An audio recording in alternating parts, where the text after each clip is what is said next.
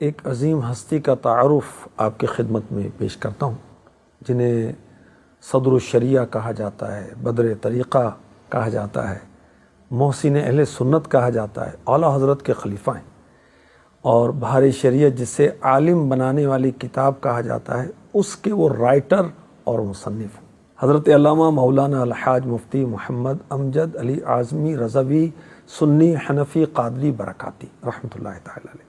آپ کے شب و روز کس طرح گزرتے تھے یہ بھی سنیے، اللہ ہمیں بھی اپنے دین کی خدمت کے لیے اور عبادات کے لیے چست فرما دے۔ ڈیلی آپ کی کیا مصروفیت تھی؟ فجر کی نماز کے بعد اوراد و وظائف، تلاوت قرآن، پھر 1.5 گھنٹہ کم و بیش پریس کا کام کرتے، پھر دارالعلوم میں آ کر تدریس فرماتے، دوپہر کے کھانے کے بعد آپ پرماننٹ کچھ دیر پریس کا کام کرواتے، نماز ظہر کے بعد عصر تک پھر جا کر آپ تدریس فرماتے، ٹیچنگ کرتے جا کر اپنے دارالعلوم میں، عصر و مغرب تک اعلیٰ حضرت کی خدمت میں حاضر رہتے، اور مغرب کے بعد عشاء تک، اور عشاء کے بعد رات 12 بجے تک امام اہل سنت امام احمد رضا خان رحمۃ اللہ علیہ کی خدمت میں فتاویٰ لکھا کرتے تھے۔ پھر گھر واپسی ہوتی تو پھر تحریری کام شروع کر دیتے، رات تقریباً 2 بجے آپ آرام فرما ہوتے، اور یہ آپ کی پریکٹس 10 سال تک رہی، اور بڑے بڑے علماء آپ کی اس مصروفیت پر حیران ہوا کرتے تھے۔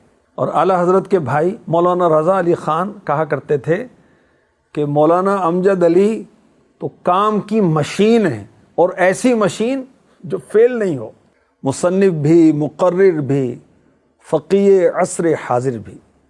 وہ اپنے آپ میں تھا ایک ادارہ علم و حکمت کا۔ صدر الشریعہ مفتی امجد علی اعظمی رحمۃ اللہ تعالی علیہ کو یہ سعادت بھی ملی کہ اعلیٰ حضرت قرآن پاک کا ترجمہ فرماتے تھے اور آپ لکھتے جاتے تھے، اور یوں امت کو ترجمہ کنز الایمان ملا۔ آپ کو صدر الشریعہ کہا جاتا ہے۔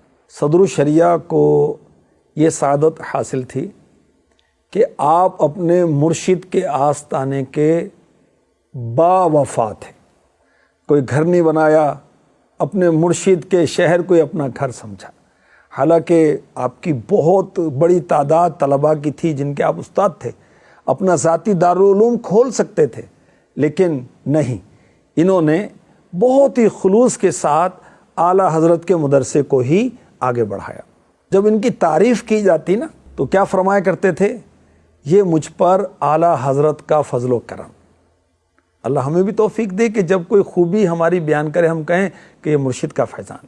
اتنی عرفہ و اعلیٰ شان و شوکت کے مالک، مفتی، عالم، مدرس اور اعلیٰ حضرت کے خلیفہ، دن رات دینی کاموں میں مشغول رہنے والے، لیکن گھر کے کاموں میں ہاتھ پھٹایا کرتے تھے، گھر کا کام بھی کیا کرتے تھے، اپنے بچوں پر، شہزادوں پر بہت شفقت کرتے تھے، اپنے ہاتھوں سے اپنے بچوں کو کھلایا کرتے تھے، جماعت کا بہت اہتمام کرتے تھے، اور کبھی اذان میں تاخیر ہو جاتی تو خود ہی مسجد میں جا کر اذان دے دیا کرتے تھے۔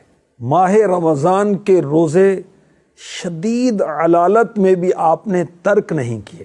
صدر الشریعہ بڑے عاشق رسول تھے، جب نعت شریف پڑھی جاتی تو آنکھوں سے آنسو جاری ہو جایا کرتے تھے۔ جب آپ نے دنیا سے پردہ فرمایا، تدفین ہوئی، تو کئی روز تک بارش کا سلسلہ رہا، اور قبر پر چٹائیاں ڈالی گئیں۔ 15 دن کے بعد مزار کو تعمیر کرنے کے لیے چٹائیاں ہٹائیں گئیں تو خوشبو کی لپٹیں آنے لگیں، اور ساری فضا خوشبودار ہو گئی، مشکبار ہو گئی، اور یہ خوشبو کئی روز تک اٹھتی رہی۔